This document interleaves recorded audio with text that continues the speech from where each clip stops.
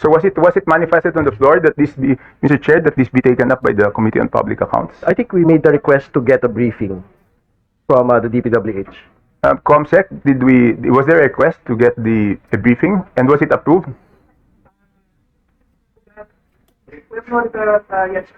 So no referral, no request also. So it is motu proprio. Yes, but how does the briefing start, di ba?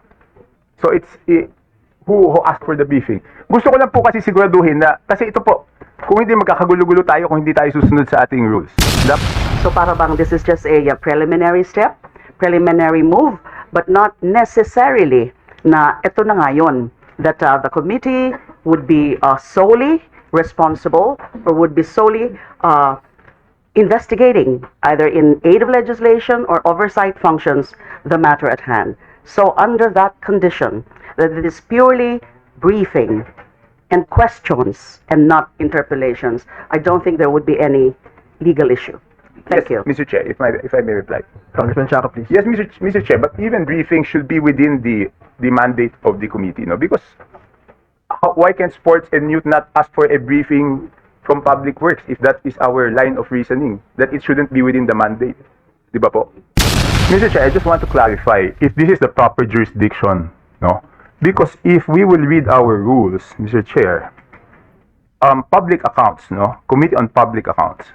First of all, I want to make it clear that we want the truth. And being scrutinized here, we are also included, kasama tayo sa tinitingnan dito. Dahil wala namang magiging kalokohan dito kung hindi napunduhan. At yung budget nanggaling sa Kongreso. So Mr. Chair, gusto ko lang siguraduhin na talagang sinusunod natin ng stricto ang ating rules para walang question na meron tayong kino-cover up o ano, no. Ang nakasulat po kasi sa ating rules, ang Committee on Public Accounts, all matters directly and principally relating to the examination and scrutiny of audit reports on the performance of all government agencies to determine their adherence to or compliance with the plans and programs authorized through appropriations approved by the legislature. So kung titignan po natin, ano po ba ang sinasabi dito sa rule natin? Direkta, tungkol sa audit report. Hindi po ba dapat ang committee na sumasakop dito ay yung good government and mas shoot siya doon sa good government and public accountability dahil ang good government and public accountability ay all matters directly and principally relating to malfeasance, misfeasance, nonfeasance in the office committed by officers and employees of the government, and etc. etc. No? So I just want to raise this. I mean, it's not up for me to decide. I'm not a member of this committee, no?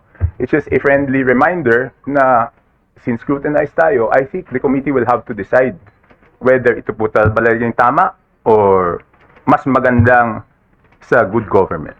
Yun na po, Mr. Chair. So whatever, I cannot make a motion because I'm not a member of this committee. Gusto ko lang na stricto nating sinusunod. Kasi kahit yung uniform natin, di ba? Yung uniform, simpleng uniform, sinusunod na po natin. Na kailangan tama yung uniforme natin pag tayo. Hindi pa pwede tayong improper attire.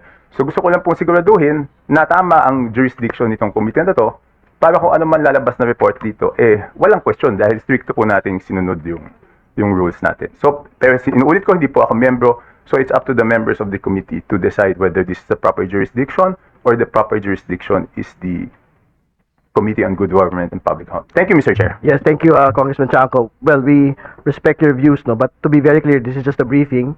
This is not yet a hearing, and I think that's the reason why the chairperson of the Public Works Committee is also here, and the chairperson of Public Accounts is here, and this has been directed to us by, I think, by the Rules Committee po. So, the rules manifested on the floor that this be taken up by the Committee on Public Accounts. So was it manifested on the floor that this be, Mr. Chair, that this be taken up by the Committee on Public Accounts? I think we made the request to get a briefing from the DPWH. ComSec, was there a request to get a briefing, and was it approved? Yes. So no referral, no request also. So it is motu proprio. Yes, but how does the briefing start, di ba? So it's who asked for the briefing. Gusto ko lang po kasi siguraduhin na, kasi ito po, kung hindi magkakagulo-gulo tayo, kung hindi tayo susunod sa ating rules, dapat, okay, ganito lang po ang tanong ko. Madami na po tayong apogado dito. Tama po ba ang intindi ko doon sa rules natin na ang public accounts ay tungkol sa mga bagay na may audit report? Tama po ba ang intindi ko? Kung mali yung intindi ko, edi tama, baka tamang ano to. So ayun lang ang tanong ko. Ano ba ang tamang interpretasyon dito sa pwede po bang may magpaliwanag? Ano po ba ang tamang interpretasyon dito sa rules natin?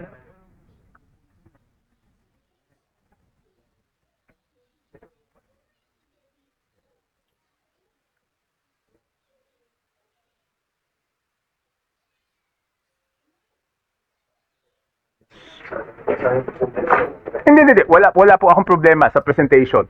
Gusto ko lang po, kasi I'm a sucker for rules. I admit. Kung ano yung patakaran natin, sundin natin. Kasi pag nagkaroon tayo ng exemption, may isang hindi sumunod. Lahat na may dahilan, lahat hindi sumunod eh. Pag isa hindi sumunod, lahat may dahilan na hindi sumunod. So ang sinasabi ko lang, gusto natin ng tama. Kung hinahanapan natin ng tama, yung mga nagbe-briefing, dapat tayo mismo sumunod doon sa ating rules. So yun lang ang tanong ko. Yan ay isang tanong. Ano bang interpretasyon natin dito sa Committee on Public Accounts? Mr. Chair, yung pong Committee on Public Accounts principally is a committee assigned to the minority.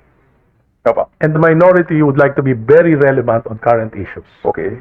Kung hindi po nagpatawag ng meeting yung Committee on Good Government, kami po, inunahan na namin. Anyway, we will have a way of correcting it. After the reports, maybe we can call the COA. Bakit wala pa kayong mga audit reports dito sa mga... Bakit naunahan pa kayo ng ibang agencies, especially ng ating Pangulo? So, we're trying to be relevant. We want to hear from the different agencies. Then later on, we will be calling the Commission on Audit. Hindi, pero Mr. Chair, pwede po ba tayong lumampas doon sa otoridad na isinasaad doon sa rules natin na dapat may audit report? Ibig ko sabihin, bakit hindi nagpatawag kaya yung good government? Mr. Chair, anyway, all the reports will be submitted to the plenary, and it's up to the plenary to determine whether we have violated or we have access to our the authority of the committee. Yes, Mr. Chair, pero bakit pa tayo abot nun sa plenary? Ba't din lang po kayo? Anyway, sinasabi ko ito suggestion. As I said, the minority wants to be relevant, especially on this very controversial issue. Hindi, walang problema sa akin. So gusto ko lang liwanagin. Kung And the talagang- Committee on Public Accounts is, this is the term of the minority. Hindi, kaya nga. So ang ibig sabihin nito, hindi na natin susundin itong bakit di na muna natin amyandahan yung rules natin para hindi kailangan magkaroon ng audit report? The proof of the pudding is in the eating, so we'll just have to wait for the committee report. Chairman Mama, please. Mr. Chairman, I think ang ginawa lang naman siguro natin is to exercise our duty to we have the function of oversight. Yes, sir. So therefore, I think even Public Works can request Department of Public Works and Yes, Highways Mr. Chair. to shed light on the issues being thrown to them. Yes, Mr. Chair. If it were the Committee on Public Works, I wouldn't have raised the question because I recognize that the Committee on Public Works has full jurisdiction. Again, it is just a suggestion. If you want to proceed, I have no authority to question or raise a point of order because I am not a member of this committee. So it's just a suggestion, Mr. Chair. So I just put it on the table. Whatever the decision is I will have no say or vote on it, Mr. Chair. Mr. Chair, if I may. Congressman Kimo, please. Yeah, just, I think the points of Congressman Toby Tiangco is well taken. While he's not a member, in fact, we can take the cudgels for him and so that the matter can be put on record so that the matter can eventually be resolved. We are members of the majority. We respect the rights and enforcement of the minority in exercising your duty to remove the abscesses of government, prevent abuses. So igagalang ho namin yan, but I support the position of Congressman Tiangco. Let's put it on record and let that matter be resolved later on, because I think the Committee on Rules should be in a position to make the determination whether we will have a joint, because tama naman ang sinabi niya na ayaw natin mabaliwala na kung anong pag-uusapan dito. Pero tingin ko ang tiyak dito is gusto natin gawin na, at in fact, nauuna pa ang minorya na gawan ng hakbang para usigin at alamin kung ano nangyari dito o sundin ang utos ng ating mahal na Pangulo. So, I think, Mr. Chair, I adopt his motion so that it can be put on record, so that a determination can be made later on by the Committee on Rules.